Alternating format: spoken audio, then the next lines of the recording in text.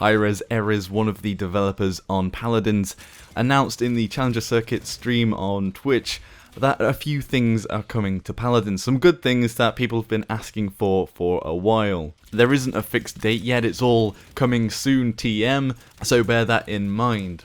The first big one is a tweak of Skye's bomb, her ultimate, where basically it blows everyone up, does 3000 damage through shields, so it can pretty much kill everybody unless you're behind cover. Time is ticking! May cause a lot of people some post-traumatic stress disorder after they hear that before the explosion, and yeah, you may as well just chill out if you're in the open and wait for that death screen to pop up.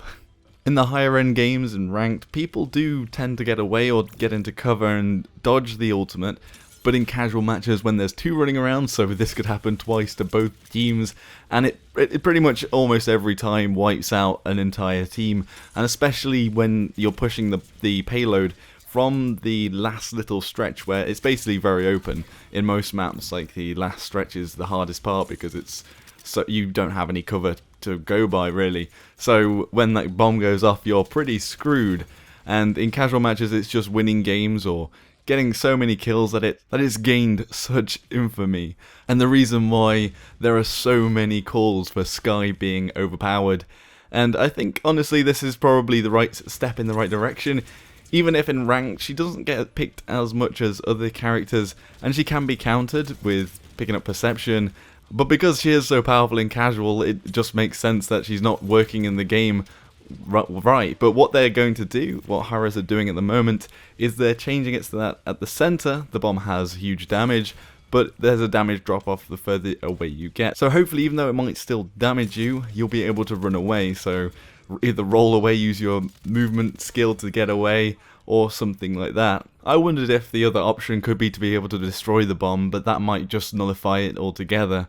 Maybe they've thought about that too. Either way, I think this is going to make casual games a lot less frustrating, and especially to newer players who see this and think this is the most overpowered shit I've seen in any game ever. And at the moment, honestly, it's probably a big turn off for new players, which is always a bad thing when you're trying to get something off the ground. Another big announcement that they've made is that mic/voice chat will be coming in one of the next few patches, and hopefully that's sooner rather than later, because without voice chat at the moment it's really hard to coordinate a team. And if you play ranked, and I've got now to rank 4200, and I know it's a bit broken and there aren't that many people playing, but at that level there were some very good players, a lot better than I was. I felt a bit out of my depth. But without being able to talk over the mic, we were sort of just occasionally writing in the chat or using the prompts on the chat system. I don't know what you call it, but the the drop down, and you have voice call outs, I guess. But when you want your team moving around or doing a flank or doing something special, you really want to be able to say exactly what it is, or especially if somebody's like come behind you or something like that, you want to be able to warn your allies. And I think that might actually be another part why Skye is quite overpowered, because although you do get dropped on, you don't really have a way to tell your allies quickly. I mean, you can still go to a voice call out saying that you're being flanked from behind, but it's not the same as being able to say, I've just been flanked by Skye, she's right behind you, she's behind the crate, she's just running around now, because that would nullify a lot of the invisibility problems. Obviously, Overwatch didn't want to put an invisible character into their game, and they stated because they thought it'd be overpowered, but actually I think that Skye does work, but that the awareness thing, like in rank mode, she gets nullified quite quickly, and especially by something like a Ruckus or anything that's tanky that can put out some sustained damage, basically, will be able to take her out as long as they know where she is. And that's the big thing, being able to tell your team where enemies are and what tactics they are. But the mic stuff will be good, but I do hope that it's not going to be external and part of the curse stuff which is on Smite, because it's just another faff to go through, and not every player might go through that faff to get it working. So I do really hope that it's actually in-house and part of the game and part of the engine, and I'm guessing because it's on the Unreal Engine, there must be some groundwork for voice in the game, so surely it can't be that difficult to put it in the game itself, and it can't be that taxing. But anyway, that's my little hope for the voice system, just to have something in-house. HiRez have also announced Top Play of the Games is coming out, but obviously this is another one where people that have got a bit rowdy in some of my other videos, you know, the Overwatch lot, are going to say Paladins is copying Overwatch, and I guess this is pretty much taking the play of the games and putting it into Paladins, which is, again, not necessarily a bad thing. It's a mechanic that works, and, well, it seems like they're going to be trying to put it in. I don't know how it'll work in Paladins, whether it'll be similar, where if you get 5 kills, then it will select you as the top player of the game. I'm guessing it would do that anyway. But what the visuals will look like, what the animations will look like, we don't really know at this moment. And whether they scrap it all together, we'll just have to see. But I suppose it would be nice to see part of the best play in the match played out to you. But then again, a lot of the matches in Paladins are quite a lot snappier than Overwatch matches. And there aren't as many of these moments. Maybe some matches last only like 10 minutes, I guess. We'll just have to see though. It'd be pretty cool anyway. They've also mentioned that they really want to get the rank system off of the blocks, because apparently at the moment only a very small proportion of the players actually play it. And this might be partly to do with the fact that you have to get 12 characters to level 4, rank 4. And that is quite a lengthy process. It's not something that you can do easily. It probably it does take a lot of games, because that's 12 times 4, that's 48 ranks you have to go through, and that's maybe like 8 games each one. So you're playing a lot of games. Maybe something like 50 to 100 games played might be better to just let them into ranked, but I don't know. But what they're saying is that they want to get people in, and what they're thinking is a dual queue, and also to give special rewards to give to ranked players, which I think is a great thing.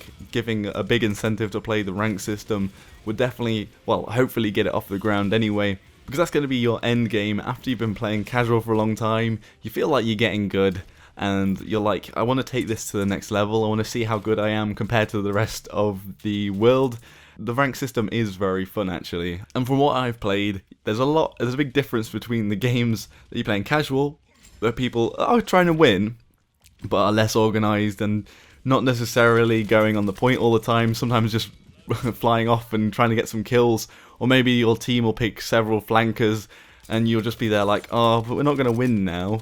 I mean, you might get quite a few kills because you're a flanker, but we can't really push the payload or sit on the point. But either way, pushing the ranked will hopefully, and maybe the stepping blocks to a competitive scene. But on that note as well, I enjoy Paladins a lot more because the casual mode is a bit more casual. You can sort of chill out, and it isn't super serious mode yet.